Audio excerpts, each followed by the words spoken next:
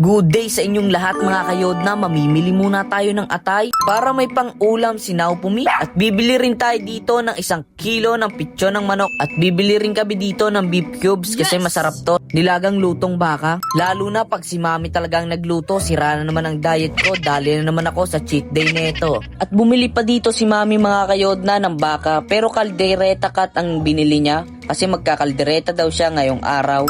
Kaya tuwang-tuwa na naman ako mga kayodna kasi makakapag-ano na naman ako ng protein ko. Tapos bumili na rin kami dito ng alcohol mga kayodna, naubusan na rin kasi kami. At eto na ang lahat ng napamili natin mga kayodna. Pupunta na muna tayo sa may Pacifica kasi bibili tayo doon ng drinker. At pakainan syempre ng mga alaga nating sisiw. Ayan yung mga alaga nating sisiw mga kayodna, halos 330 yan. Kaya nandito tayo ngayon sa Pacifica. Ayan yung bibili namin, yan. And then ito, yan, pakitandaan nyo ha. Tapos pupunta na rin kami sa palengke mga kayodna kasi may bibilin din doon si mami. At tumambay na rin ako dito muna mga kayodna sa may Ginis. Dito ko na pinarada ang aming tricycle at dito ko na rin daw hintayin si mami. Lang natin hihintayin si mami mga kayodna. Ang hirap na dahil ikaupod, kaguan. Bigat? Eh wala namang Nakakalani ako pakwan. magbabantay na ito eh. Yan, Uy, ano yun? alimasag ko. Ayan yung mga napamili ni mami mga kayodna. Kasag lang yung natandaan ko dyan eh. Ilipad daw siya ng pakwan eh. Ayan na yung pakwan mga kayodna. Napapagulong pa yan. Tututo ko para mas makita nyo. Ngayon ay pauwi na tayo mga kayodna. Nandito na nga pala tayo sa bahay mga kayodna. Inaabangan talaga kami ni Naupumi. Yan yung mga napamili natin ngayong araw. Magandang araw sa inyong lahat. Panibagong araw, panibagong pagkakataon na naman syempre ang binigay ng Panginoong Diyos sa atin.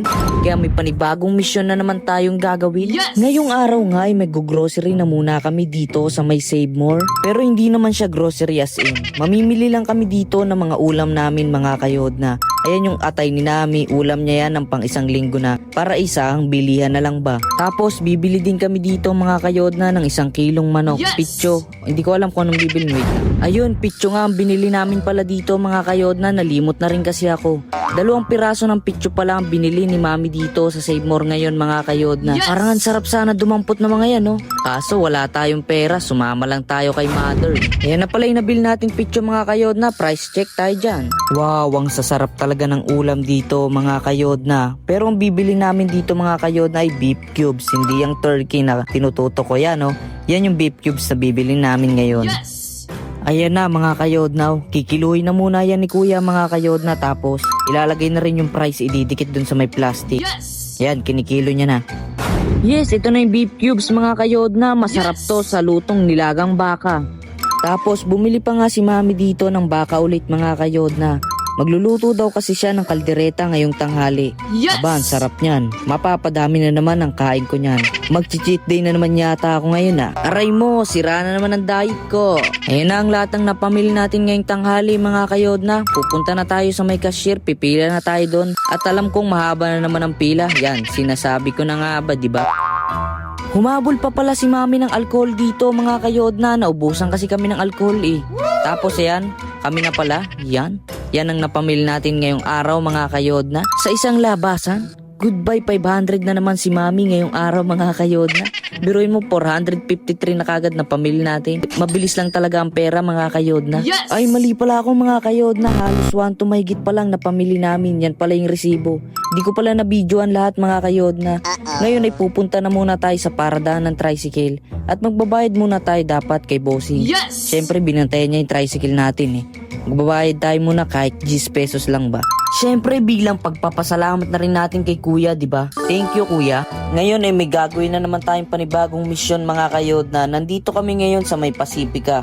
Bibili kasi kami dito ng patokaan at drinker ng mga bagong sisiw na binili namin mga kayodna. Wait lang, papakita ko sa inyo. Yan o, nandito kami sa may Pacifica. Pupunta na nga ako dito mga kayodna kasi nandito si mama. Ayun yung bibili namin mga kayodna. Tapos ayan. Yan, di ba? Pinakita ko na nga sa inyo, di ba? Yan na. Di ko na napakita sa inyo yung resibo mga kayodna. Nalimot na rin kasi ako dito eh. Kaya di ko masabi sa inyo kung magkano bili namin dito. Tapos ngayon ay pupunta kami sa may palengke na. Bibili pa kasi si mami ng mga prutas doon at kasag. Di ko alam kung ano pa mga bibili niya pero yun yung nasabi niya sa akin. Ngayon ay dito lang ako nagparada sa Ginis mga kayodna. Hindi na ako sumama kay mami. Wala kasi magbabantay ng tricycle dito eh.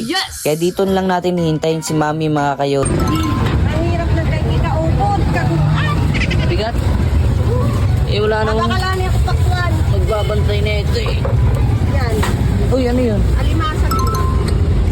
Ayan yung mga napamili ni mami mga kayod na kasag lang yung natandaan ko dyan eh. Di ko na matandaan yung iba. At bibili pa daw siya ng pakwan eh. Ayan na yung pakwan mga kayod na napapagulong pa yan. Tututo ko para mas makita nyo. Ngayon ay pauwi na tayo mga kayod na. Tara na at samahan nyo na kami umuwi. Yung nakikita nyo palang suot ko na long sleeve dry fit ay nasa comment section lang ang link. Magagamit mo yan sa pag-workout at pagja-jogging mo. At sobrang presko at komportable talaga siya kapag kasuot mo. Nandito na nga pala tayo sa bahay mga kayod na. Inaabangan talaga kami ni Naupumi. Yan yung mga napamili natin ngayong araw.